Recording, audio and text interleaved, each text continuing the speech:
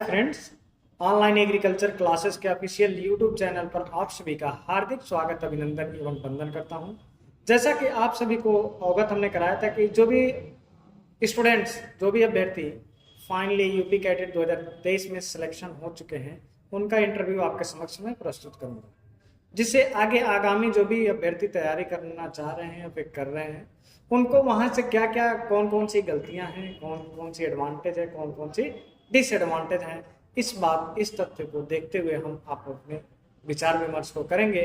आइए सबसे पहले हम एक सफल अभ्यर्थी से मुलाकात कराते हैं। तो पहले इनका हम परिचय जानते हैं। सर, मेरा नाम राजदेव सिंह है और मैं औरैया ज़िले से बिलोंग करता हूँ। और सर, मेरा इंटरमीडिएट भायला इंटर कॉलेज भायला सहारनपुर से है। वर्तमान में मैं चंद्रशेखर आज़ाद कृषि एवं प्रौद्योगिकी विश्वविद्यालय कानपुर से ग्रेजुएशन कर रहा हूँ। जैसा कि आपने इनका परिचय जाना कि ये वर्तमान में चंद्रशेखर आज़ाद कृषि एवं प्रौद्योगिकी विश्वविद्यालय कानपुर से बीएससी ऑनर्स एग्रीकल्चर की पढ़ाई कर रहे हैं, अध्ययनरत हैं। ठीक है, तो इनसे काफ़ी चीज़ों ने ये काफ़ी संघर्ष करके वहाँ पर पहुँचे हैं। तो उसी संघर्ष के दौरान आप कैसे संघर्ष कर रहे हैं, इस चीज़ को हम देखेंगे। तो जैसा कि सबसे पहला क्वेश्चन हमारा ये होगा कि मिस्टर राजदेव जी, आप किस ग्रुप से बिलोंग करते हैं? PHE like PCM, like PCM, PCB या पीएचएस या पीएचई? सर, मैं इंटरमीडिएट पीएजी ग्रुप से है, इंटर एग्रीकल्चर। पीएजी ग्रुप का मतलब ये होता है, पीएजी ग्रुप का मतलब ये होता है कि इंटर में जो भी स्टूडेंट एग्रीकल्चर से पढ़े हैं उनको हम कहते हैं पीएजी ग्रुप। ठीक, उसके बाद जो भी स्टूडेंट इंटरमीडिएट में बायोलॉजी से पढ़ते हैं उनको कहा जाता है पीसीबी ग्रुप। फिर जो स्टूडेंट इंटरमीडिएट में मैथमेटिक्स पढ़ते हैं उनको कहा जाता है पीसीएम ग्रुप। ठीक है, उसके बाद आपका आता है फिजिक्स, केमिस्ट्री, मैथ, बायोलॉजी, जिसको हम कहते हैं पीसीएमडी ग्रुप। फिर उसके उपरांत आपका आ जाएगा पीएचएस, होम साइंस डिपार्टमेंट। ठीक है, तो जैसा कि राजदेव जी, यूपी कैडेट में 200 क्वेश्चंस आते हैं, तो उसमें 200 क्वेश्चंस में आप अपने उत्तीर्ण होने के लिए नंबर ऑफ क्वेश्चंस कितने किए थे? जिसे लाइक कोई स्टूडेंट कहता है या फिर कोई सीनियर कह देता है, उनसे कोई गार्जियन या कोई भी थोड़ा सा जिनको जानकारी होती है वो कहते हैं 120 क्वेश्चन, 130 क्वेश्चन, लाइक 140 क्वेश्चन कर दोगे तो सीएससी यूनिवर्सिटी में आपका दाखिला सिलेक्शन हो जाएगा। सही होना चाहिए बशर्ते। तो आपका क्या राय है और आपने कितना क्वेश्चंस किया था? सर, मैंने 150 क्वेश्चन अटेम्प्ट किए थे टोटल ओवरऑल। और सर, उसमें भी मेरे कम से कम 15 से 20 क्वेश्चन गलत हो गए होंगे, क्योंकि सर इतना ज़्यादा नॉलेज नहीं था। फर्स्ट टाइम पेपर भी दिया था और सर सेल्फ स्टडी किया था। जैसा कि जो भी स्टूडेंट सेल्फ स्टडी से प्रिपरेशन कर रहे हैं तो उनके लिए ये हमारा वीडियो बहुत ही खास होने वाला है। आप इसको बखूबी ध्यानपूर्वक देखिएगा।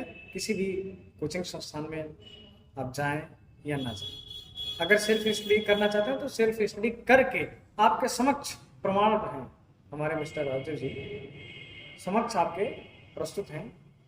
तो सबसे पहले इन्होंने 150 क्वेश्चंस किया, जिसमें बता रहे अप्रॉक्सीमेट 12 से 15 क्वेश्चंस मेरे गलत हुए।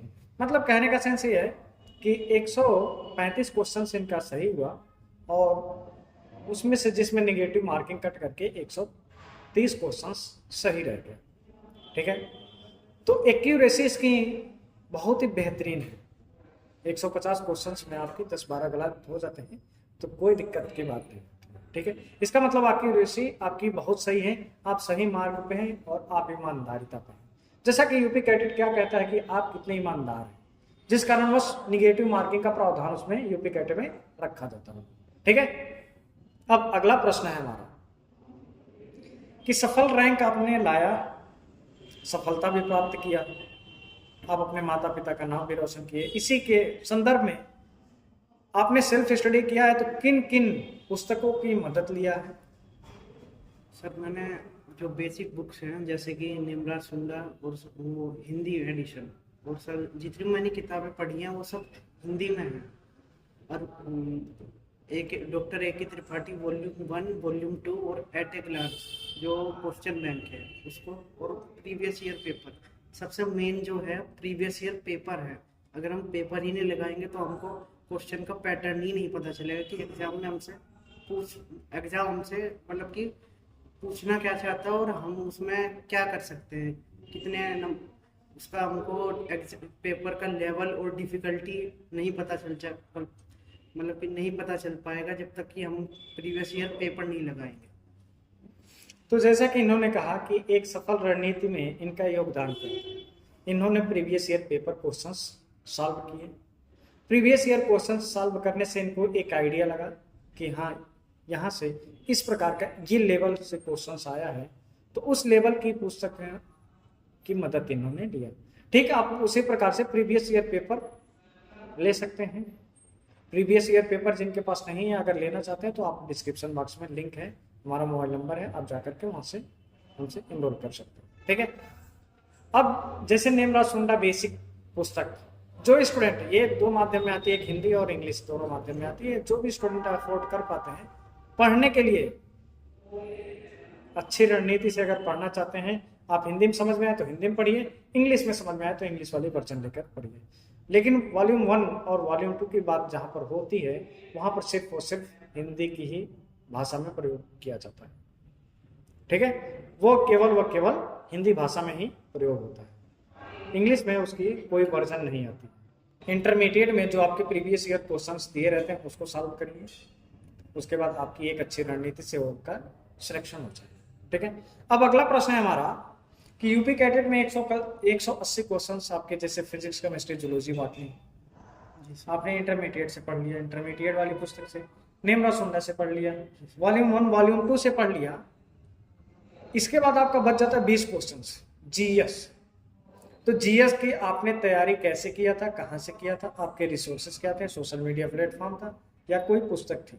सर, मैंने सोशल मीडिया में यूट्यूब का यूज़ किया है, जिसमें मैं करंट अफेयर्स और जो भी हिस्ट्री, ज्योग्राफी, मतलब जो भी यूपी कैडेट, क्योंकि सर जीएस का कोई लिमिटेड सिलेबस नहीं है, वो एक तरीके से हम जितना पढ़ेंगे उतना ही ठीक है। और मतलब कि हम जो टॉपिक को लेके चलना है, ये नहीं है कि कितना भी हम पढ़ रहे हैं वो हमें समझ ही नहीं आ रहा है, लिमिटेड वे में पढ़ना है। जीएस क्योंकि एक महासागर की तरह है, अगर हम जीएस को देखें तो वो अपने आप में ही एक बहुत बड़ा सब्जेक्ट माना जाता है, सब्जेक्ट या सिलेबस है जीएस का बहुत।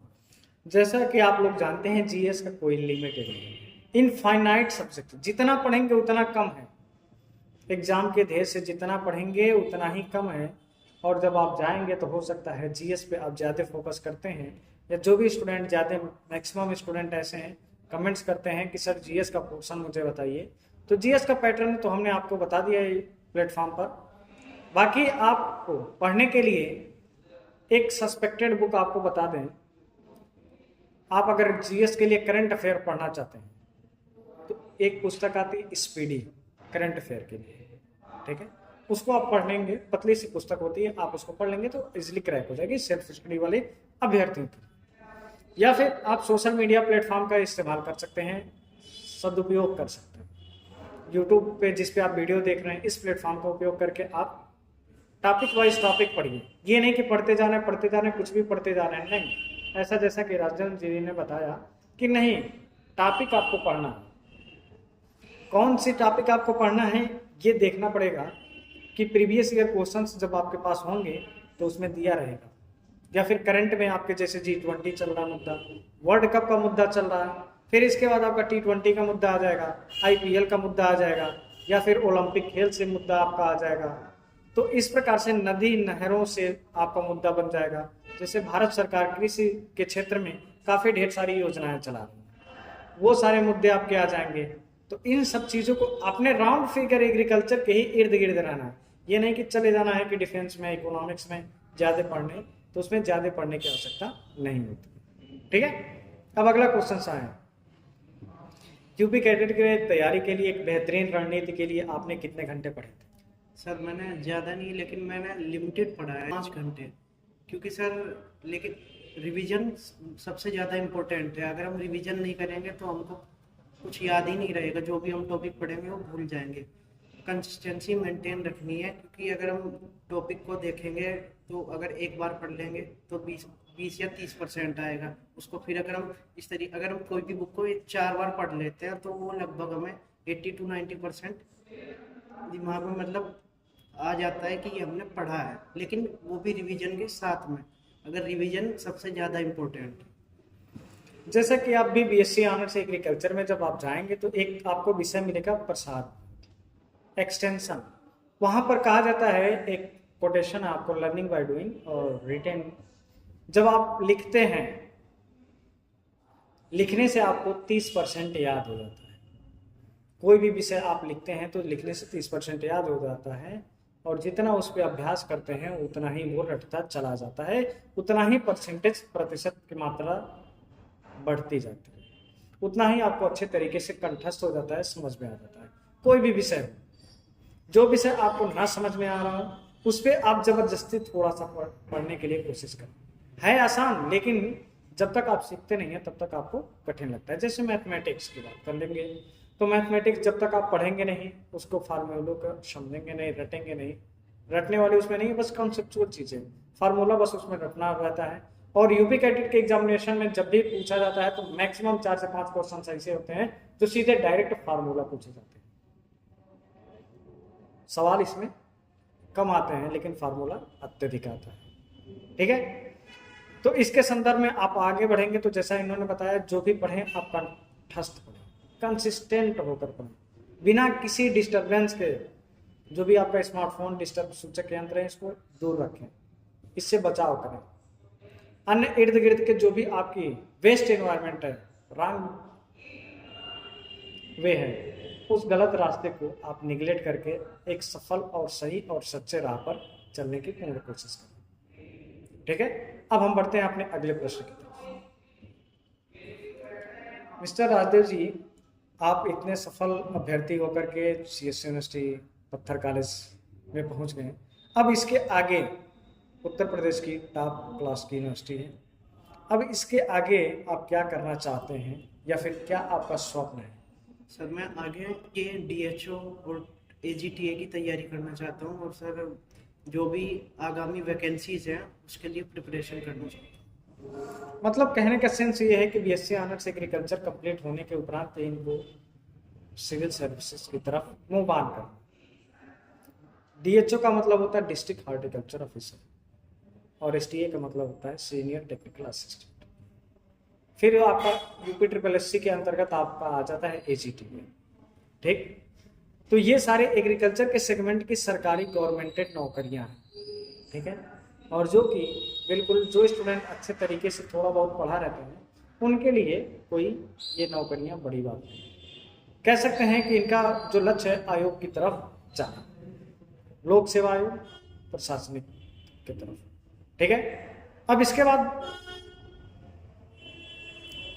हमारा प्रश्न है कि आप प्रशासनिक की तरफ अगर मूव ऑन करेंगे तो आप किसी भी विभाग से जा सकते हैं, वाणिज्य कर अधिकारी जा सकते हैं, एसडीएम की तरफ मूव कर सकते हैं, डीएम की तरफ मूव कर सकते हैं, या फिर और भी अन्य आईपीएस की तरफ मूव कर सकते हैं। कहने का सेंस ये है कि आप डिफेंस की तरफ भी जा सकते हैं, अगर प्रशासन में ही जाना है तो डिफेंस की तरफ भी जा सकते हैं, मेडिकल साइंस से भी आप जा सकते हैं, इंजीनियरिंग लाइन से भी जा सकते हैं, या फिर इकोनॉमिकली बैंकिंग क्षेत्र की तरफ से भी आप जा सकते हैं। तो आपने एग्रीकल्चर की तरफ रुचिबद्ध क्यों किया, इंटरेस्ट क्या थी, या फिर किसी के कहने पे या जबरदस्ती आपने एग्रीकल्चर में इन्वॉल्व हुए? क्या आपका ओपिनियन? सर मेरा 10th जो है वो सीबीएसई बोर्ड से था, उसके बाद में मैंने इंटर में एग्रीकल्चर अपने खुद से, मतलब कि किसी के दबाव में नहीं लिया है, ना घर पर किसी के कहने पर लिया है, मतलब मुझे खुद से रुचि है इस सब्जेक्ट में। क्योंकि सर मेरे जो पिताजी हैं वो अभी फिलहाल में गन्ना पर्यवेक्षक हैं, तो मुझे इस वजह से और ज़्यादा रुचि है कि मैं उनसे भी ऊंची पोस्ट पर विराजमान। मतलब यहाँ पर कह सकते हैं आप कि ये इन्होंने अपने पिताजी से इंस्पायर होकर के एग्रीकल्चर के क्षेत्र में आए। हर सफलता के पीछे एक कहीं कहीं किसी का इंस्पिरेशन होता है, कहीं कहीं किसी का राह और मार्गदर्शन जरूर होता है। तो जैसा कि इन्होंने अपने पिताजी से इंस्पायर हुआ और इनके पिताजी स्वयं एक सरकारी नौकरी पर विराजमान, जो कि कहते हैं गन्ना परीक्षक कैंप सुपरवाइजर, जो कि UP SSC के अंतर्गत आते हैं। ठीक है, इसकी भी वैकेंसी आती है, अच्छी खासी वैकेंसी आती है और सफल अभ्यर्थी उसमें सिलेक्टेड भी होते हैं। ठीक है, तो इनका भी लोक सेवा आयोग, इनका कहने का तात्पर्य है कि अगर हमारे पिताजी अधीनस्थ सेवा चयन में है तो मेरा लोक सेवा आयोग की तरफ मुंह होगा।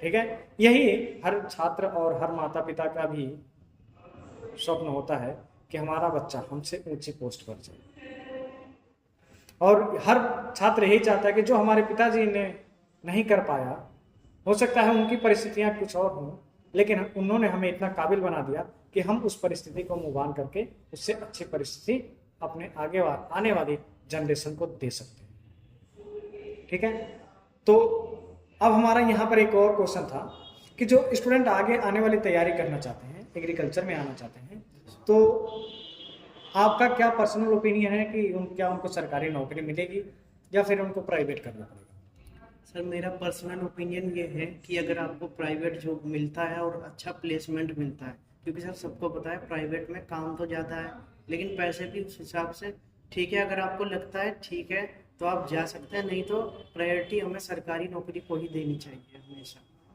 ऐसा मेरा मानना है। क्योंकि सर सरकारी में परमानेंट जॉब है और कोई जॉब जाने का कुछ मतलब कि रिस्क नहीं है। एक तो सबसे पहली बात जॉब सिक्योरिटी है, अदर फैक्टर नहीं मैटर करते हैं कि क्या नहीं है, लेकिन जॉब सिक्योरिटी सबसे ज़रूरी है।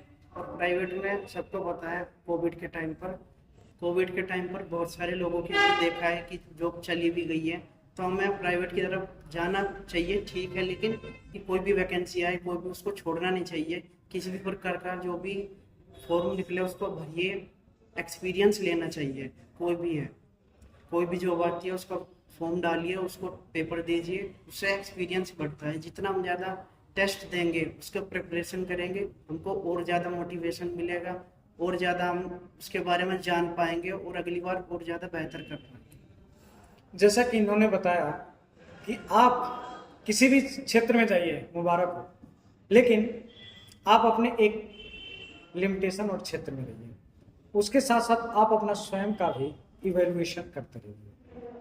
जैसे मान लीजिए हर वर्ष IFFCO Indian Farmers Fertiliser Cooperative Limited की वैकेंसी आती है एग्रीकल्चर, ठीक, एग्रीकल्चर फील्ड ऑफिसर की वैकेंसी आती है, एफओ की आती है, और भी कई ऐसे वैकेंसियां हैं, राष्ट्रीय बीज निगम की आती है।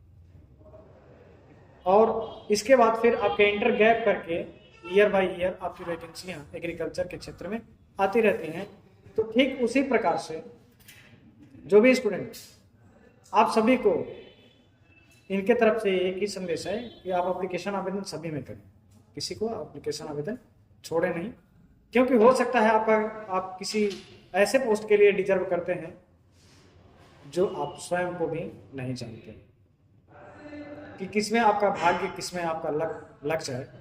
हो सकता है आपका FCI में हो जाए, हो सकता है आपका NFL में हो जाए, हो सकता है इफको में हो जाए, लेकिन किसी भी एग्जामिनेशन को छोड़ना नहीं चाहिए। ठीक है, अपना स्वयं का मूल्यांकन करते रहना चाहिए, और उस मूल्यांकन के दौरान आपको ये स्वयं में पता लग जाएगा कि आप कितने पानी में हैं, क्या आपकी कमजोरियां हैं, हिंदी कमजोर है, मैथ कमजोर है, GS कमजोर है, इंग्लिश कमजोर है, रीजनिंग कमजोर है, आपको इवेल्युएशन मूल्यांकन स्वयं का हो जाएगा। ठीक है, चलिए तो आइए, अब क्या आपने किसी शिक्षण संस्थान से भी एडमिशन लेकर के किसी कोचिंग से, किसी प्राइवेट कोचिंग से भी तैयारी किया था? नहीं सर, मैंने केवल ऑनलाइन माध्यम का इस्तेमाल किया है। यूट्यूब सबसे मेन जो मेरा सोर्स है वो यूट्यूब है। मैंने सभी वीडियोस यूट्यूब पर ही सर सब देखा है। GS, एग्रीकल्चर, जितना भी मैंने स्टडी कंटेंट है वो सब YouTube plus previous year paper जहाँ से मुझे अवेलेबल हो पाया है मैंने उसको लिया है। क्योंकि सर प्रीवियस ईयर और जो भी हम कंटेंट है वो यूट्यूब पर बहुत अच्छे अच्छे लेक्चर्स पढ़े हैं, जिनको हम समझकर और ज़्यादा अपनी प्रिपरेशन को बेस्ट कर सकते हैं। तो जैसे कहने का तात्पर्य है कि अगर आप सेल्फ स्टडी करना चाहते हैं या कर रहे हैं तो आप यूट्यूब के माध्यम से भी काफ़ी अच्छे यूट्यूब चैनल पे आपको अच्छे लेक्चर्स मिल जाते हैं। आप उसको देखिए फ्री ऑफ कॉस्ट, उसमें कोई पैसा भी लगा है? नहीं सर, कोई पैसा नहीं लगता है। यूट्यूब पे आपका किसी भी प्रकार का कोई भी पैसा नहीं लगता है, ठीक है। आप उसको देखिए video, no doubt physics chemistry zoology botany जो ना समझ में आए आप अपने नियर बाई किसी सीनियर से पूछ लीजिए, हमसे पूछ लीजिए, किसी से भी आप पूछ लीजिए और सेल्फ स्टडी के दौरान आराम से तैयारी कर सकते हैं। बाकी प्रीवियस ईयर पेपर जैसा कि उन्होंने बताया तो उसको जरूर आप अवश्य सॉल्व करें, ठीक है। अब अंतिम हमारा प्रश्न ये है कि आगामी आने वाले जो भी छात्र हैं आप उनको क्या शुभ संदेश देना चाहेंगे? सर मैं आगामी आने वाले छात्रों को यही कहना चाहूँगा कि सबसे पहले है कि आप अपना बजट देखिए। अगर आपके पास टाइम है, मेरे पास समय नहीं था इस वजह से मैं कोचिंग नहीं कर पाया, लेकिन मैं आने वाले जो भी स्टूडेंट्स हैं उनको यही कहना चाहूँगा कि अगर आपके पास बजट है, समय है और आपका स्कूल आपको सपोर्ट करता है कोचिंग के लिए, तो आप करिए कोचिंग। उसके लिए कोई आपको ये नहीं है कि आप ये सेल्फ स्टडी ही कीजिए, उससे ही आपका हो जाएगा। जहाँ से भी आपको प्रॉपर गाइडेंस मिले आप उस चीज़ को करिए। आप फ्री हैं, कोई आप पर प्रेशर नहीं है। और जो स्टूडेंट कोचिंग नहीं करना चाहता है उसके लिए आप क्या कहना चाहेंगे, कहाँ से वो पढ़े, कैसे तैयारी करें? जो सर स्टूडेंट कोचिंग नहीं करना चाहते हैं उनके लिए मैं यही कहूँ कि आप बुक से पढ़िए जितना ज़्यादा से ज़्यादा हो सके, और self test model test paper लगाइए। उससे आप अपना इवेलुएशन खुद से कीजिए। उसमें आपको आंसर की भी मिलेगा प्लस क्वेश्चन पेपर भी मिलेगा, जिससे आप अपना इवेलुएशन खुद से टेस्ट मतलब कर सकते हैं। और उसका सबसे अच्छा तरीका यही है कि आप OMR शीट लीजिए, फोटोकॉपी और प्रीवियस ईयर पेपर लीजिए। उसमें आप टाइमर सेट कर लीजिए 3 घंटे का। उसमें फिर आप अपना खुद से इवेलुएट कर सकते हैं कि हम कितनी देर में कितने क्वेश्चन, कौन सा पोर्शन कितनी देर में कर सकते हैं। चलिए, मिस्टर राजदेव जी से मिलकर बहुत खुशी हुई। और आप सभी लोगों को सीखने के लिए अगर इस वीडियो से कुछ मिला होगा तो इस वीडियो को एक फीडबैक अवश्य दीजिएगा। तो मिलते हैं नेक्स्ट वीडियो में किसी नेक्स्ट टॉपिक के साथ। तब तक के लिए जय हिंद, धन्यवाद।